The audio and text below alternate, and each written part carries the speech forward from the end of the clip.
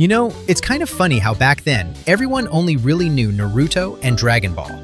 But now, from Blue Lock to Reborn as a vending machine, every anime seems to have its own fan base. And I think Jujutsu Kaisen definitely played a big part in that. Created by Gege Akutami, that infamous cat mangaka, Jujutsu Kaisen gave anime a whole new level of reach. It dragged millions of random people during the 2020 pandemic and turned them into absolute weebs. Honestly, I don't know if I should be happy about it or not. But I do know one thing. This anime can be enjoyed by anyone. Literally anyone. Even your mom. It's really that good.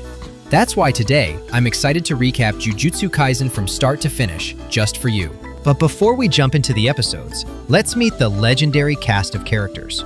First, there's Yuji Itadori, the main guy, all about kicks and punches. Then we've got Megumi Fushiguro and Nobara Kugisaki, kind of like Sasuke and Sakura to Yuji's Naruto. Not really a toxic love triangle, but more of a solid friendship.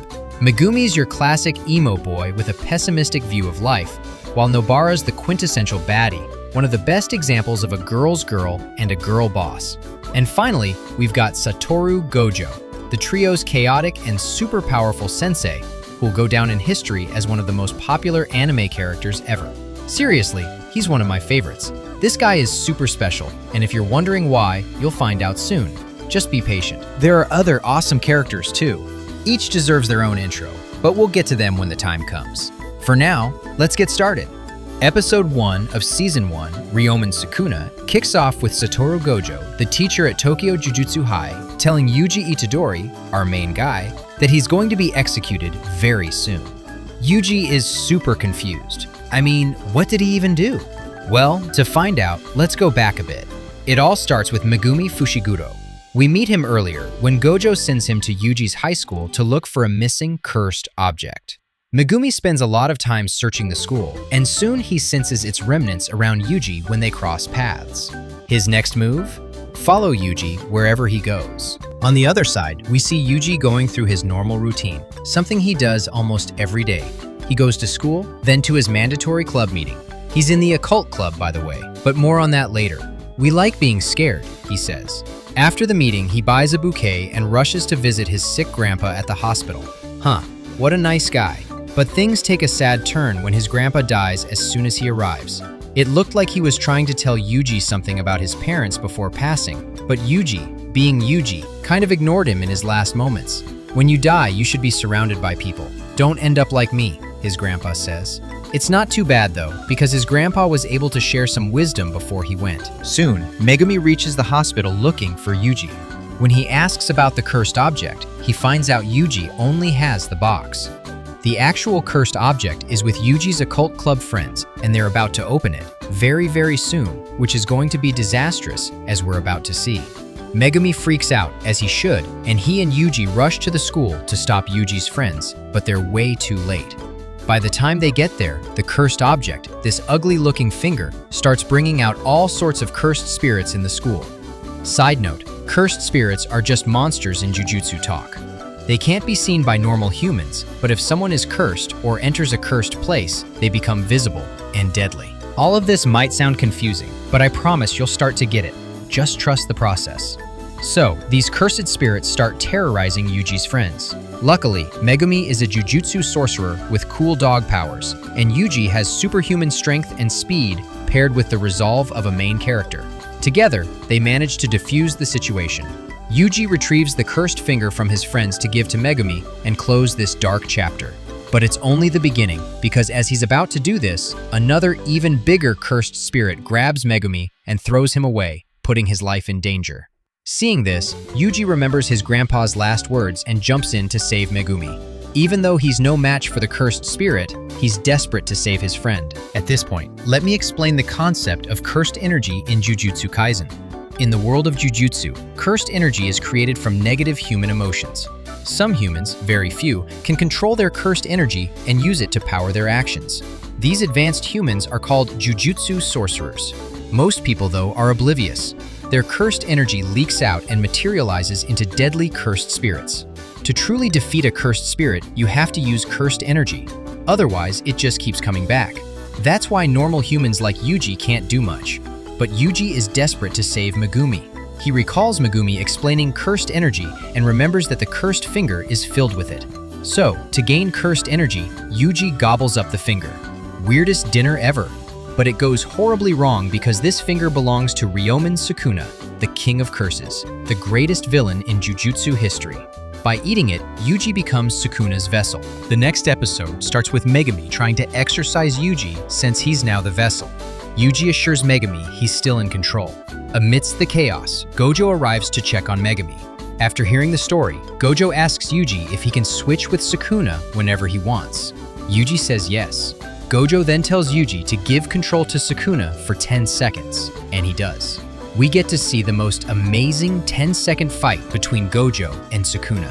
Gojo absolutely crushes him without even breaking a sweat, only because Sukuna doesn't have all his power yet. Since my students are watching, I think I'll show off a little, Gojo says.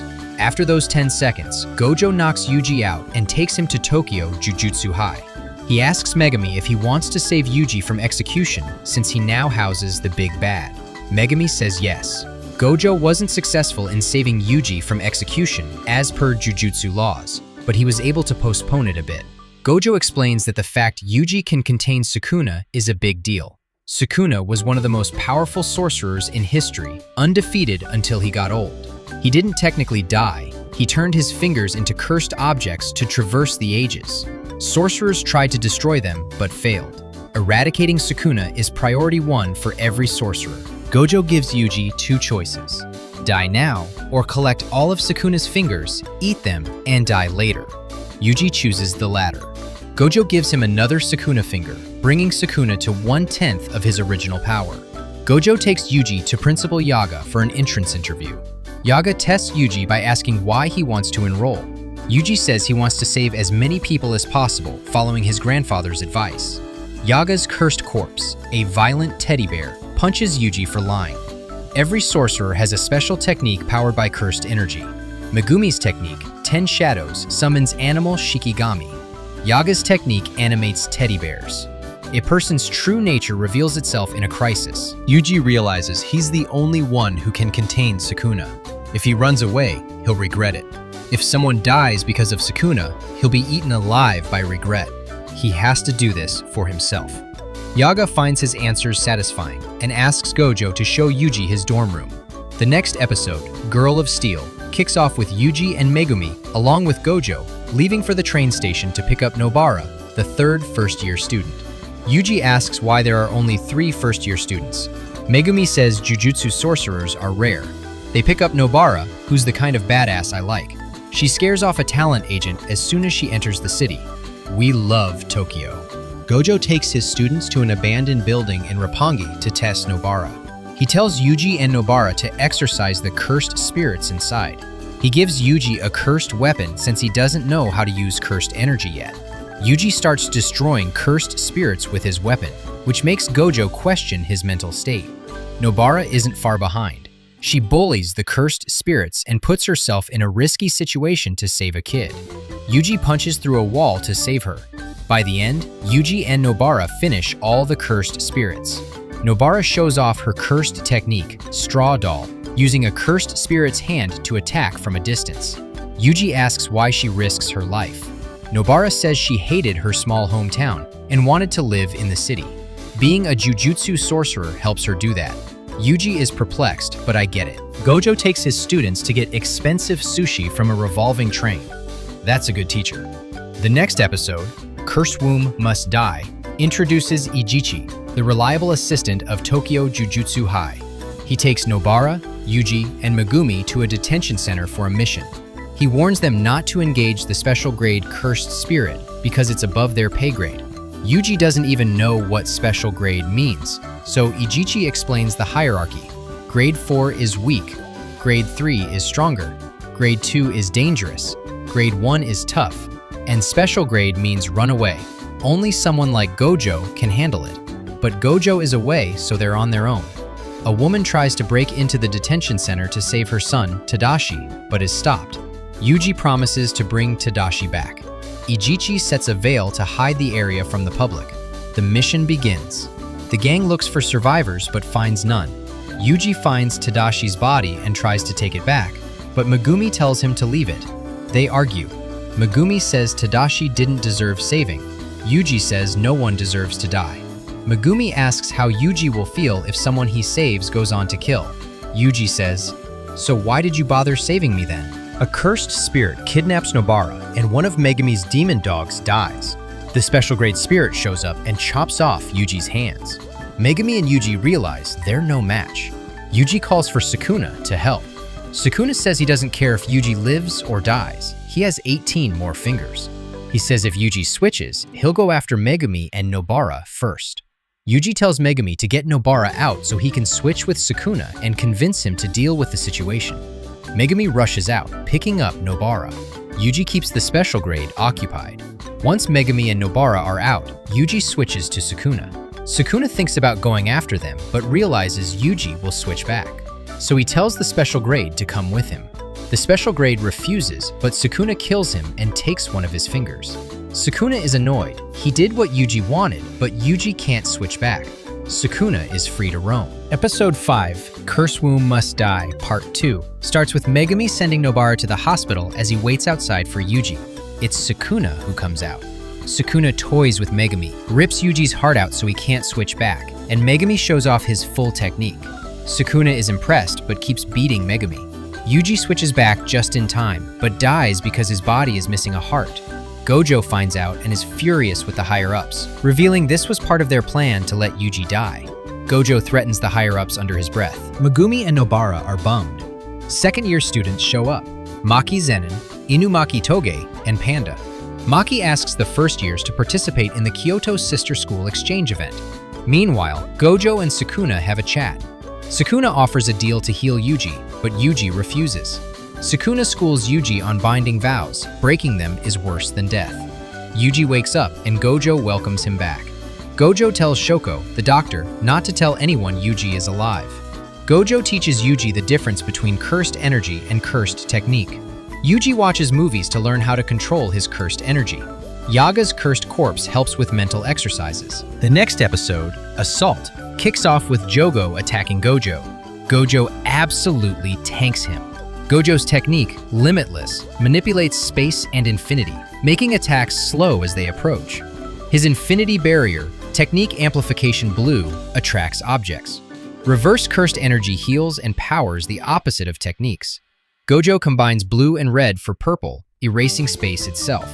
Gojo also has 6 eyes, letting him read cursed energy and techniques from miles away. Jogo expands his domain, Coffin of the Iron Mountain, to trap Gojo. Gojo brings Yuji to witness the domain battle. Gojo explains that domain expansion brings a person's mental space to life. When domains clash, the more refined one wins. Gojo's infinite void takes over, frying Jogo's brain.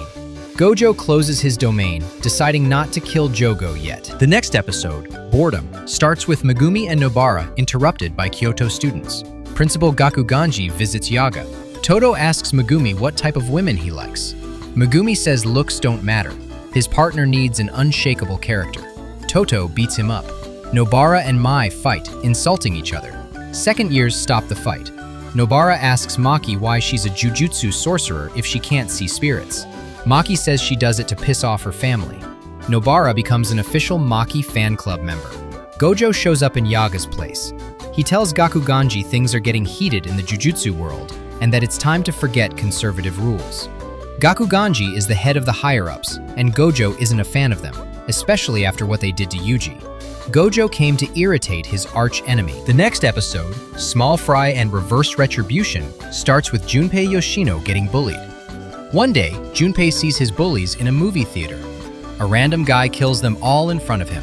Junpei chases the guy, but it's Mahito, a cursed spirit from Geto's gang. Gojo introduces Yuji to Kento Nanami, a new mentor. Yuji and Nanami are sent to investigate a gruesome murder scene at a theater. They find 2 transfigured humans. Nanami spots a watch on one, realizing they're human. Nanami tells Yuji to follow Junpei, who was at the scene. Nanami goes after Mahito himself. Yuji learns a new move, Divergent Fist. When he imbues punches with cursed energy, the energy lags, creating a double impact. First the punch, then the cursed energy. Mahito takes Junpei under his wing, realizing Junpei can see him. They hang out in the sewers. Mahito tells Junpei cursed spirits form from negative human emotions. The opposite of love is hate, but Mahito says life has no meaning. Just do what you want. The next episode, Idol Transfiguration, starts with Junpei's memories of being bullied. He and Mahito talk about the opposite of love. Junpei says it's hate, but some think it's indifference. Mahito shows Junpei a transfigured human corpse. Junpei says it doesn't bother him unless it's someone close, like his mom. Mahito says people shouldn't waste time finding reasons. Just do what you want. Later, Yuji and Nanami track Mahito's cursed energy, leading to a tense confrontation. Yuji uses his divergent fist to fight Mahito, but Mahito's powers are overwhelming. Nanami steps in, showing off his cursed technique, ratio technique, which allows him to manipulate space and cut through enemies. The battle is brutal, but Nanami manages to hold his own, giving Yuji a chance to escape. Mahito escapes as well, leaving behind a trail of destruction. Back at Tokyo Jujutsu High, Yuji reflects on the mission and the nature of cursed spirits. He realizes that the world of Jujutsu is far more dangerous than he imagined, but he's determined to keep fighting to protect others. Megumi and Nobara share their own experiences, and the group bonds over their shared struggles. Jujutsu Kaisen isn't just about epic battles and supernatural powers. It's about the strength of the human spirit, the bonds between friends, and the courage to face the unknown. Whether you're here for the action, the characters, or the deeper themes, this anime has something for everyone. Thanks for watching this recap, and don't forget to share your thoughts in the comments. Until next time, stay strong and keep fighting your own curses.